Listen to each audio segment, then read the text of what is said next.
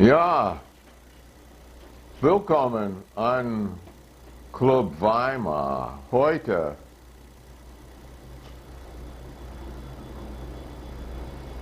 Ecce Homo.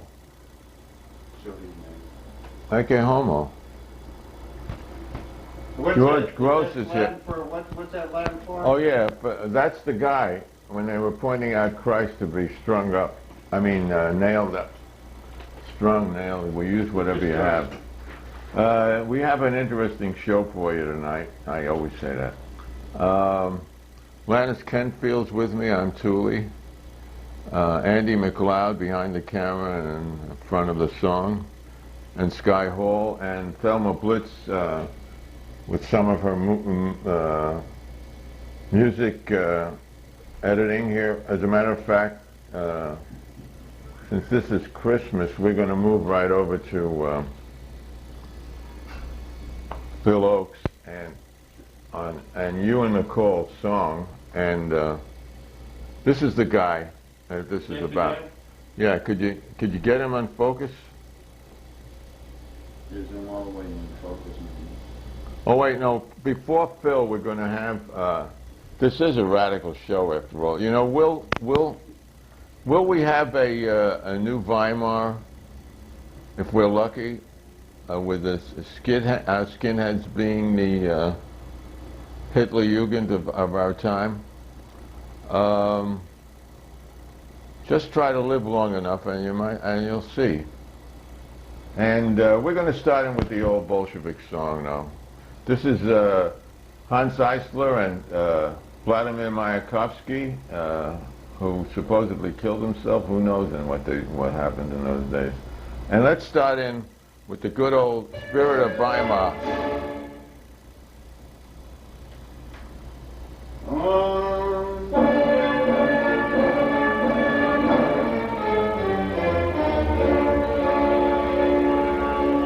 Jetzt hast du die Macht verlegt, deine Faust treibt das Gesetz und die rote Fahne weht auf dem Kampf der Staatsobjekt. Vorwärts, Bolschewik. Vorwärts, Bolschewik. Gegen Hunger, Dreck und Blut. Für Sowjet und Republik. Stoß den Weißen und der Leute Blut. Vorwärts, Bolschewik.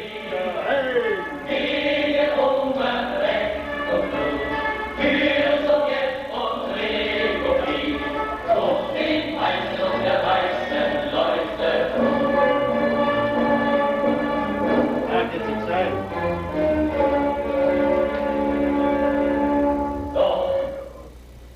Oh, they faded fast. Now to return to old modern times. This is Phil Ochs, and he's singing Ewan MacColl's song about this guy. Let's focus on him. He was a working man, and a hero you will hear, over in the town of Bethlehem, at the turning of the year, at the turning of the year. No. When Jesus, he's the main man. Leave it on there. Streets rang with Good. his name, for men, and put them all to shame. He put them all to shame. He became a wandering journeyman, and he traveled far and wide, and he noticed how wealth and poverty live always side by side, live always side by side. So he said, come all you working men, farmers and weavers too, you will only stand as one. This world belongs to you. This world belongs to you. When the rich men heard what the carpenter had done, to the Roman troops they ran, saying, put this rebel Jesus down. He's a menace to God and man. He's a menace to God and man. The commander of the occupying troops just laughed and then he said, there's a cross to spare on Calvary's hill. By the weekend he'll be dead. By the weekend he'll be dead.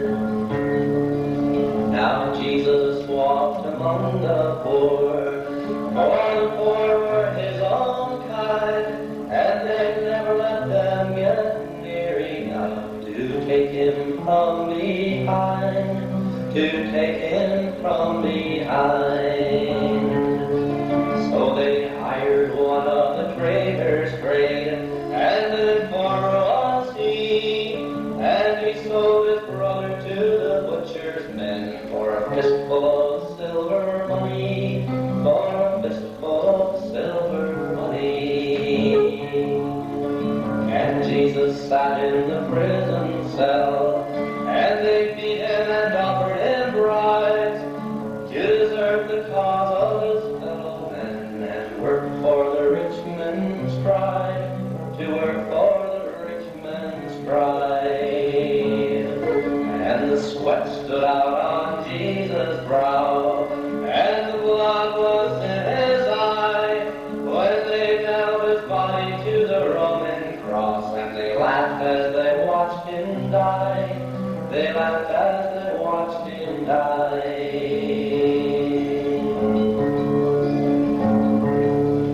2,000 years have passed and gone, many a hero too, but the dream of this poor carpenter remains in the hands of you, remains in the hands of you.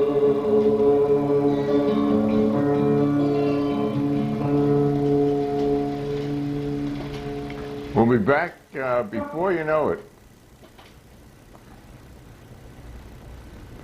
Boy, that was quick. This being the holiday season, and of course Saturnalia, as we all know, they used to call it Christmas.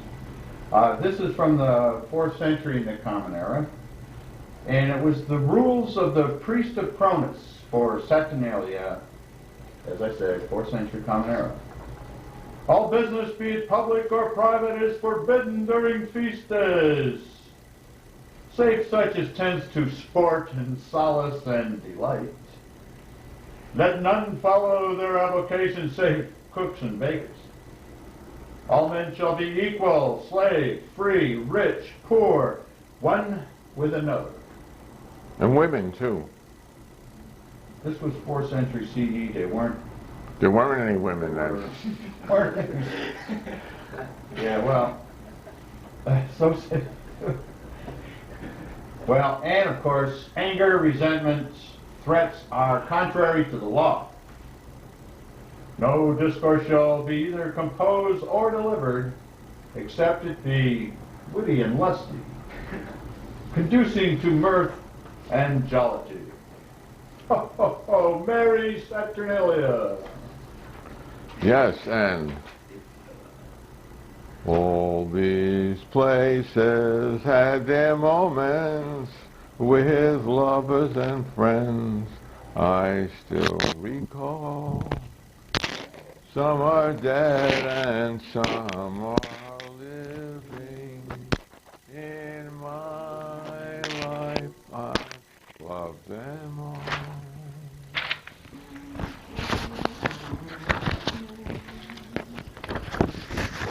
He that will not, or he that will not merry be, with a generous bowl and toast, may he in Bridewell be shut up. That was the tunes. And shut up to, and fast bound to a post, or a pest even. Let him be merry there, and we will be merry here. For who can know where we may go to be merry next year?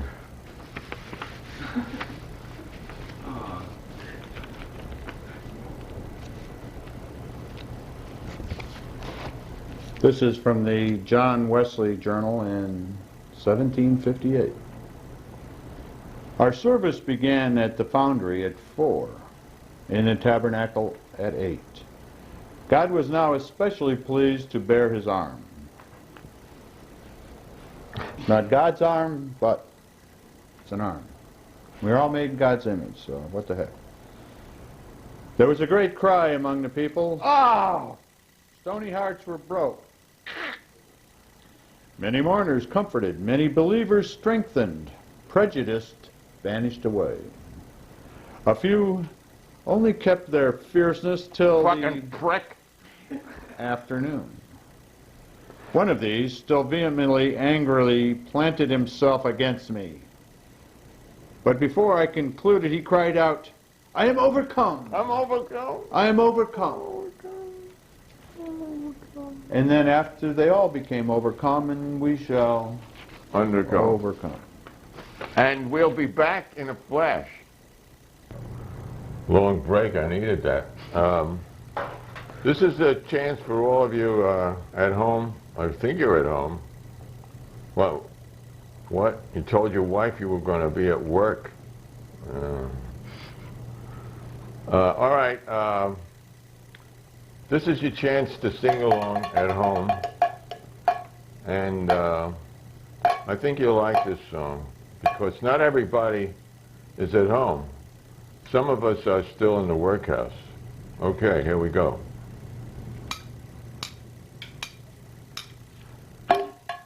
It was Christmas in the workhouse, happiest day of all the year.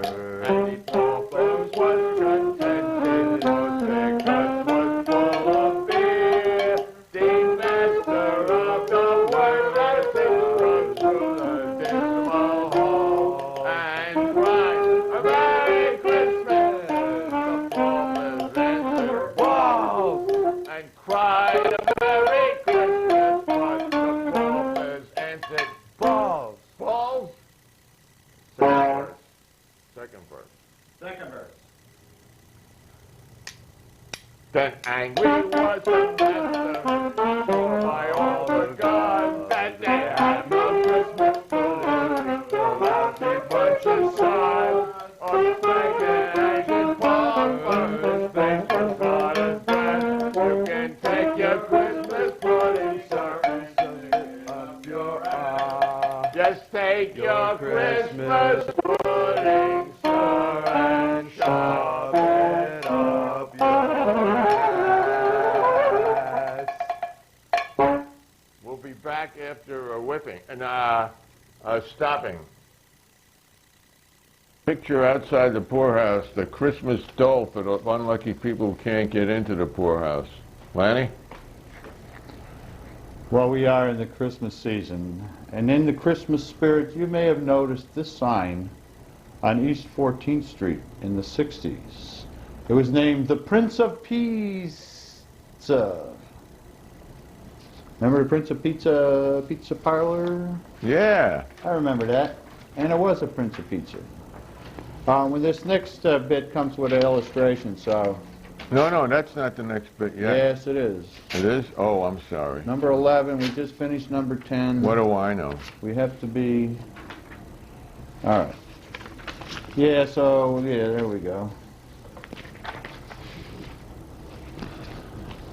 Now, this is from our old buddy Cotton Mather, whose sermon on December 25th in 1712 went something like this. Can your conscience think that our holy Savior is honored by mad mirth? He is? By long eating? By hard drinking? By lewd gaming? And by rude reveling?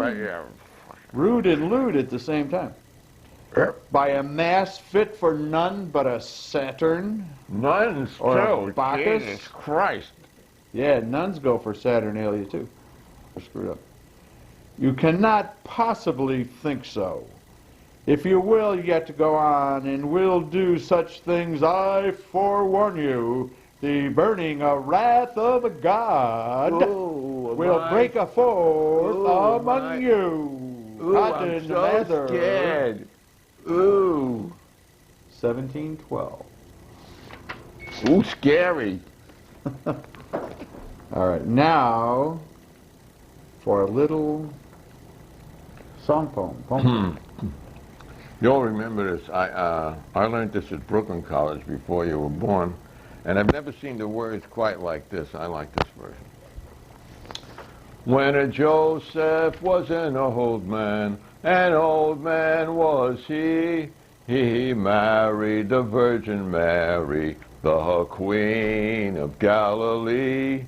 Yes, he married the Virgin Mary, the Queen of Galilee.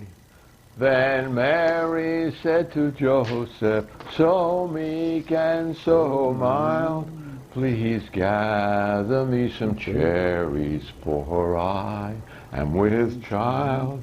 Oh, will you gather me some cherries, for I am with child. Then Joseph grew in anger grew he. Let the father of the baby get some cherries for thee. Let the father of the baby get a cherries for thee. Then the cherry tree bowed low down. It bowed to the ground. And Mary had some cherries while Joseph stood around. And Mary had some cherries while Joseph stood around. Oh, that was Mary. I thought, she still had her cherry. Wow. You remember You could have Yorkshire? your cherry and eat it too. That's right. She could have her cherry and eat it too. Those were the days. This is a Yorkshire children's baking song.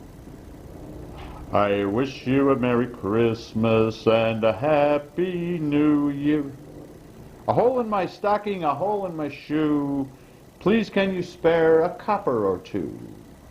If you haven't a penny, a halfpenny will do.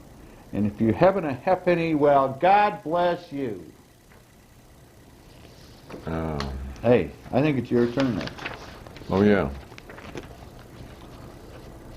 Oh, now is the time for your loving dear, and the time for your company.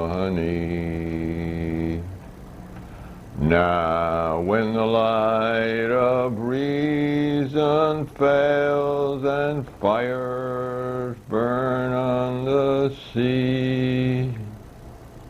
That was Richard Farina's song of the blessed memory. And Lanny, way down south. Yep. Yeah, this is from Paul Laurence Dunbar, and it was written in vernacular. It's called A Little Christmas Basket. What's the use of telling children about Santy or a Nick, and the stories that a body allus told? When the hearth is gray with ashes, and you hasn't got a stick for to warm them, and the little toes is cold.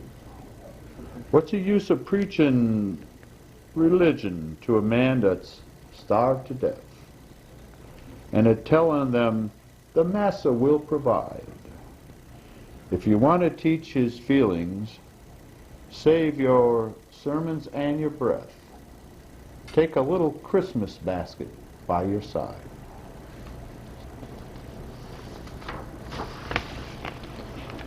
O little town of Bethlehem, how still we hear thee cry, how crazed Christians, Muslims, Jews go out and kill and die.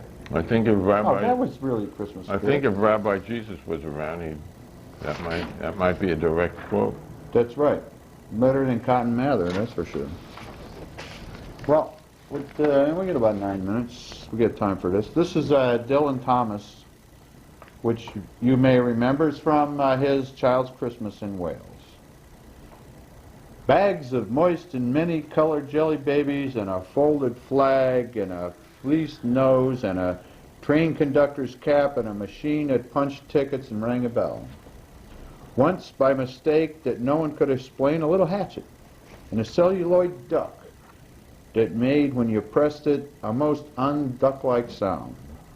A mewing moo that an ambitious cat might make who wished to be a cow. And a painting book in which I could make the grass, the trees, the sea and the animals any color I pleased. And still the dazzling sky-blue sheep are grazing in the red fields under their rainbow-billed pea-green birds. Hard-boiled, toffee, fudge, and all sorts of crunches and cracknels and humbugs and glaciers and marzipan and butterwelsh, fortawelsh, and troops of bright tin soldiers who, if they could not fight, could always run. And snakes and families and happy ladders and easy, easy for Leonardo, and a whistle to make the dogs bark, to wake up the old man next door, to make him beat on a wall with his stick, to shake our pictures off the wall. And a packet of cigarettes. You put one in your mouth and you stood at the corner of the street and you waited for hours in vain for an old lady to scold you for smoking a cigarette. And then with a smirk, you ate it. Dylan Thomas. This is for all you vegetarians, their vegetarian delight, we call it, and it's a 1521 carol from, don't remember the melody, it's been so long. It's called Bringing in the Boar's Head. That's the traditional Christmas delight. The boar's head in hand bring, with garlands gay and rosemary. I pray you all sing merrily. The boar's head, I understand, is the chief service in the land. Look wherever it be found. Be glad, lords, both more and less, for this hath ordained our steward to cheer you all this Christmas. The boar's head with mustard. Let this boar's head and mustard stand for pig, goose, and custard, and so you are welcome all, including the, see, the boar is so happy. Can we get him? He's so happy to be part of the party. Look, he's laughing.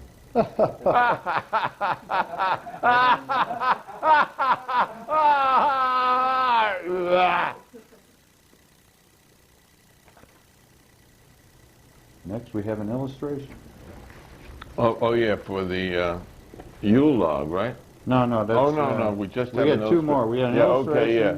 This is, let me read it to you. It says, it's suggestions for a different kind of Christmas, and it says, make a rubber stamp which reads, open somebody's mind for Christmas, and stamp it on all your mail. Open somebody's mind, not their pocketbook, you stupid. Yeah, you know who you are. You're next. Oh, I'm next. Yeah. This is by Unknown. He writes a lot of stuff lately. They were all looking for a king to slay their foes and lift them high. Then camest a little baby thing that made a woman cry. All right. Now the illustration. Now, this is goes back to some of our illustrious history, the slave era. Creole slaves were released from work as long as the Yule Log burned. Here's the Yule Log. Oh, keep reading. Oh yeah, go. Keep reading, Len. Yeah, yeah. And a longer lasting. No, I'm sorry. There we go. Start all over. That one? Which No. one? That the one? red. The red. The red one. All right, we'll get it. Okay, we got it. All right. A longer lasting fire was arranged by selecting the biggest and greenest log available. And in addition, work done while the fire was burning had to be bought with hard cash. All right. They actually Yule. It's not that they didn't make them stop working, but they had to actually pay them for the work at that point. So.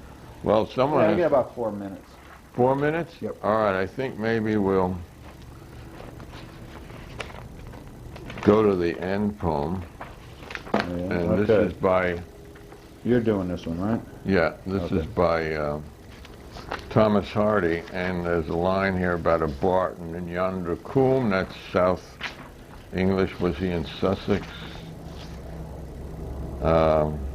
He was a country boy. And a Barton by Undercombe means a farm in the little valley. And it's called The Oxen. Christmas Eve and 12 of the clock. Now they are all on their knees, an elder said as we sat in a flock by the embers in hearthside ease. We pictured the meek, mild creatures where they dwelt in their strawy pen, nor did it occur to one of us there to doubt they were kneeling then. So fair a fancy few would weave in these years. Yet I feel if someone said on Christmas Eve, "Come, see the oxen kneel in the lonely Barton by yonder coombe our childhood used to know," I should go with him in the gloom, hoping it might be so. We still have Still have a couple time. minutes. Here's Yeah. something from Thomas Carlyle. Oh yeah. If Jesus Christ were to come today, people wouldn't even crucify him.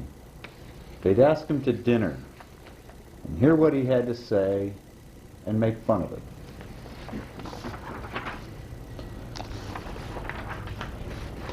Ah, dear friends, as years go on and heads get gray, how fast the guests do go. Touch hands with those that stay. Strong hands to weak, old hands to young. Around the Christmas board, touch hands. Old Adirondack Murray said that around the turn of the last century. And as we head into I got over a minute. as we head into the last century, I mean the next century,